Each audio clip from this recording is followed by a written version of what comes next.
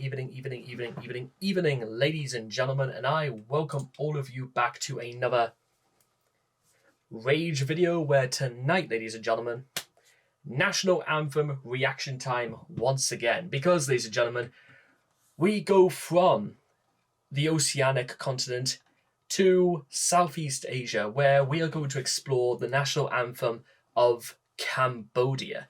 And I'm going to just do what I sort of like normally do best and sort of like give you a little bit of an insight into some... well, okay, let's start very specifically. Now, as you can see, this is Cambodia's flag, blue sandwiched by red and another layer of blue. And I believe this is, of course, meant to be the famous, it's either a temple or possibly even a palace, because technically it's also referred to as the Kingdom of Cambodia, although to any passive observer, it is also just simply referred to as Cambodia. And I gotta say, even just looking at this, it almost looks like a very strange sort of blend of it. It looks like they took some of the best architecture from Machu Picchu or from basically areas like circumnavigating around places like La Paz in Peru, and they stuck them well, they were bought and taken all the way to Cambodia. I mean, look at this. I mean, you could argue and say it's not exactly, you know, the Golden Triangle, but I think it's beautiful in its own way. It looks like a kingdom that survived thousands of years, revolutions, and it's still standing as a monument to the history and beauty of its people and their sacrifices, including, among many things, those who, I mean, look at that right here. I'm gonna get a bigger picture of this. Hopefully, like, we could get, well, like a bigger picture. I mean, look at that, ladies and gentlemen. Look at that. Our darkest days in the battle against COVID are ahead of us, not behind us. You see playing some news in the background. I mean, I don't necessarily know on the top of my head what technically this palace is meant to be called, but imagine drawing something like that. You know what, to be honest, I pretty much could, if I wanted to, actually draw this up, but I'm almost a little bit paranoid too, because you've got to take in the fact that its stone architecture has been preserved for thousands of years, and possibly even this "do not play" on the palace sign down here, or even these corrugated, you know, small tiny iron fence, probably because it's potentially a place of sanctuary. It's again, it's probably not on the line of, let's say, perhaps a pagoda, for example, but it's definitely it's going to have its importance rooted in Southeast Asia, no doubt. And again, if you think I'm like going into a little bit more general terms for this sort of thing, then I should emphasize that there's something also a little bit, or it could be from either Phnom Penh, their capital city, or it could be here in Angkor Wat, I think it's meant to be where this palace is meant to be, but don't quote me on any of this, because I want to sort of talk in more general terms about what I do know about Cambodia, and a lot of things that when I come to do the translation video for this for this national anthem, there's a lot more things I want to go in depth about, from things like culture, cuisine, their language, its significance for being situated along the Vietnamese coast. Well, not so much the Vietnamese coast, because you got Vietnam is basically on the coast, and Cambodia is sort of just more inland. I want to know exactly. Actually, I'll tell you what. I'll find out for myself. Cambodia. Okay. The Mekong Delta mountains and Gulf of the Thailand coastline. Okay, so it's referred to as the Gulf of the coastline of the Vietnamese coastline. But there is also one thing that's sort of like being on my back a little bit, and this is something I'm like very sort of like paranoid to talk about, because among many other things that I do know about Cambodia, none is probably more bitter or more painful than the than the Cambodian genocide. And for those who do not know exactly what this is, or there's anybody watching this who's under the age of 40 and does not know what the Cambodian genocide is that from 1976 till 1979, Cambodia was ruled by a man called Pol Pot, who was one of the most insane and absolute maddest dictators in the 20th century. And let me tell you something, the 20th century was home to a lot of some of the most irreprehensible human beings who have ever been born. But just to give you a small insight as to the sort of crimes that Pol Pot was responsible for, is that he was the man who wanted to devise his own Cambodian master race. And as a result, it led to the deaths of some 2 million innocent people from Cambodia from between 1976 till 1979. And bear in mind, this was during like the height of the Cold War. This was just when the Americans were pulling out of what was South Vietnam. This was roughly like 15 or possibly even 20 years after the Korean War had ended. And a lot of Southeast Asia was sort of going through various different rulers and all sorts of different regimes that almost completely uprooted civilization as probably they and probably we even know it now. I mean, you could take, for example, the end of the Second World War when the Burmese were ruled by a man called, it was called Ne Wing. I don't know if it was called Miao or Shan, but this was a man who was responsible for a lot of his decision makings based on his dreams and astrologers. So you got to wonder exactly. By the time we come to doing things like Myanmar as well, it'll be a very interesting topic to talk about. But because of things like when we were talking about Pol Pot, I'm going to do a little bit of a truncated version about some things that that happened during Cambodia during his reign of terror, because some of the, I know again I'm not even interested in making any money off this video no matter what, but just to give you an idea, these were Pol Pot's targets. These were the people he was after. Cambodia's previous military and political leaderships, business leaders, journalists, students, doctors, lawyers, Buddhists, Khams, Thais, Muslims, Chinese Cambodians, Christian Cambodians, intellectuals, the Vietnamese, and other Cambodians generally.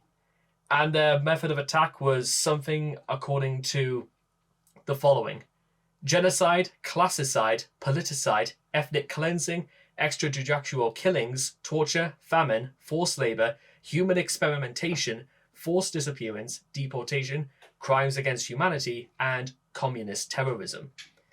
And this was all orchestrated through a sort of like an inland task force called the Nokor Reach, sort of like an East Asian equivalent of the Okrana, the KGB, the SS. This is sort of like exactly the sort of things we're looking into.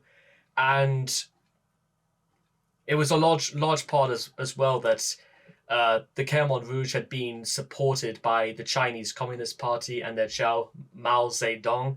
And it's also estimated that at least 90% of the foreign aid which the Khmer Rouge received came from China, including at least $1 billion in interest-free economic and military aid in 1975 alone.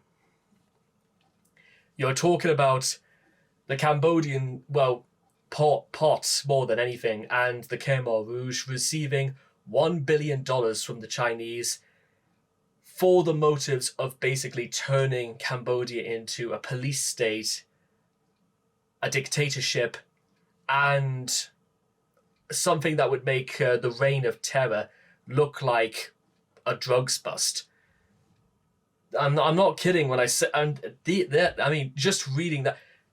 Listen, and again, if there's people from Cambodia who just so happen to be watching this right now, I just kind of want to make a very important point about this, because words can be such feeble things. Because what is even the use in reading things that the Khmer Rouge did forced experimentation and forced labor and forced disappearances, and among other things, crimes against humanity, which can involve a whole magnitude of details, probably too gruesome to even think or to even start discussing at any length.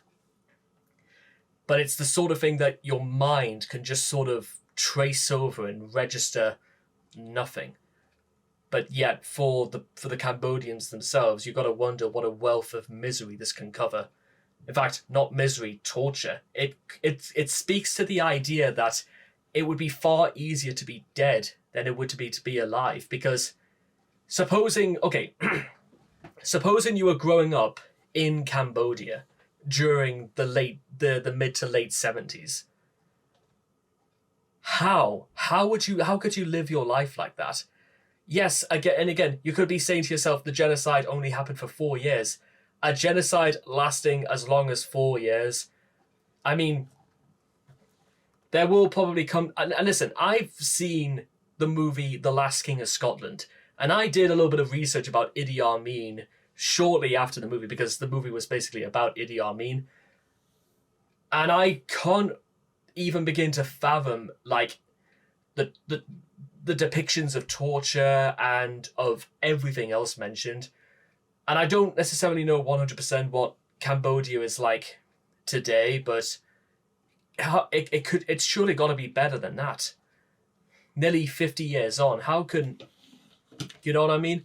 So my assumption, just going into this, is that I hope that the national anthem of Cambodia is sort of more stirring and staying true to, again, the Cambodians' will and sacrifice, and the fact that there's got to be a better time ahead, because there's no way people from Cambodia have got to be looking at this and thinking that the idea of a master race in any context can be good whatsoever.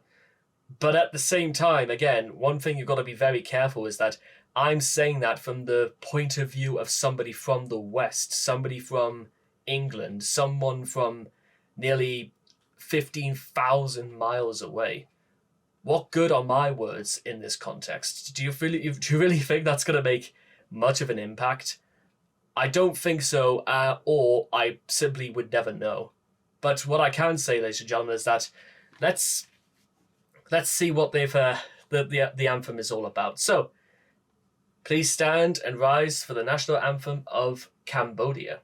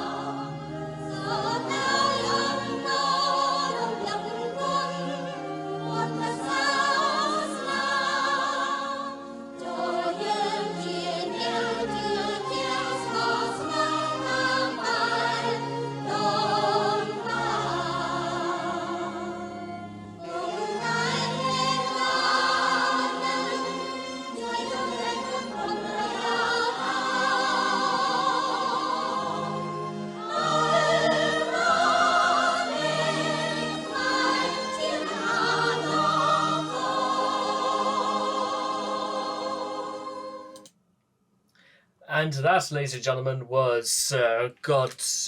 What was it? I know it was like either God praise Cambodia or Heaven protects our king, or just simply uh, the Royal Kingdom by of the national anthem of Cambodia.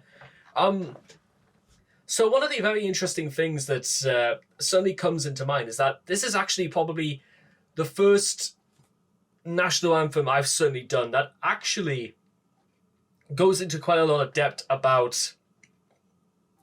They talk about things like royalty, and they also confine this a lot with a majority Buddhist belief, which I must say actually is very interesting because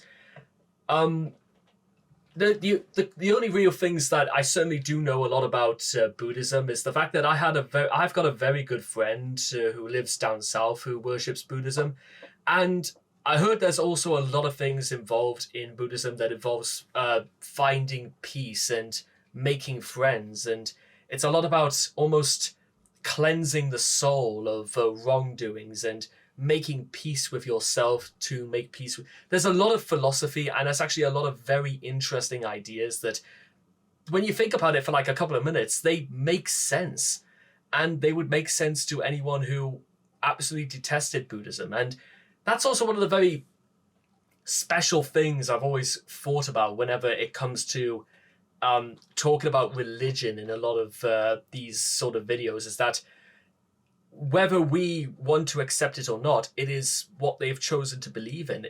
There's a message in it. It's who they worship, and it's their way of life. And their way of life is no better, no worse than anybody others. And it's a thing that even those who have no faith should at least come to respect, and at least learn to say it is entirely of their choosing, and that's absolutely how it should be. Live and let live, as they say. And what's also more spectacular is that this is actually the first national anthem I've talked about that gives references to the king. Well, of course it would be, since Cambodia is technically a kingdom, and they talk about praising and giving him happiness and glory. Now, I don't necessarily know 100% what the people of Cambodia truly think about their leaders or their kings, or specifically to this date, Norodom Sihamoni, their current king at the recording of this video. But I'm also, again, when you go over things like their government system, which is meant to be a parliamentary system, a unitary state, a constitutional monarchy, which is exactly the same as the United Kingdom, it's also known as a one-party state and elective monarchy. So, judging from all of this, it's hard to necessarily state if it is entirely just the fairest way to make it seem as though the best thing we say is that the king is always going to be the one heralded as not just the head of state, but simply as he is the one who is meant to make our decisions, despite the fact that I call Pol Pot what used to be their leader when he was their prime minister. So, again, whether or not this makes any impact whatsoever, because unfortunately, and again, this is something I will be going over more in my translation for this video, because I have no reference to who their king was during the late 70s. But what I do think's telling is that there's also quite a lot of harmony and peace and charm in the ladies who sang this. It gives you almost the impression that even through all the bloodshed, the genocides, the carnage, that every single thing that has happened to the people of Cambodia, there's still something to be admired. There's something to be believed in. And it's a lot of confines and to be found within their religion. I mean, let us be faithful to our ancestors' belief. It's don't let the candles burn out. Let the candles soar and rage and grow higher and higher. It's about specifically keep what we know true and pure. And I believe that's something also in Buddhism about this, about staying true to what you believe in and go. Well, again, I'll have to like know a little bit more about Buddha. This is why it's going to be a little bit of an undertaking to do the not because the translation is going to be difficult, but it's also trying to get around my head around quite a lot of other things when it comes to beliefs and what the relations are between Cambodian citizen to their king, to their head of state. Nonetheless, it would be a very interesting topic to get into, and it's one I hope will prove very satisfactory in the times to come. So anyway, I hope all of you guys have enjoyed this reaction video to the Royal Kingdom, the national anthem of Cambodia. Please make sure to leave all your thoughts and comments in the comment section down below. Know what you guys felt of the national anthem of Cambodia for yourselves, and I cannot wait to see what you guys think in the next video. Take care, and bye-bye for now.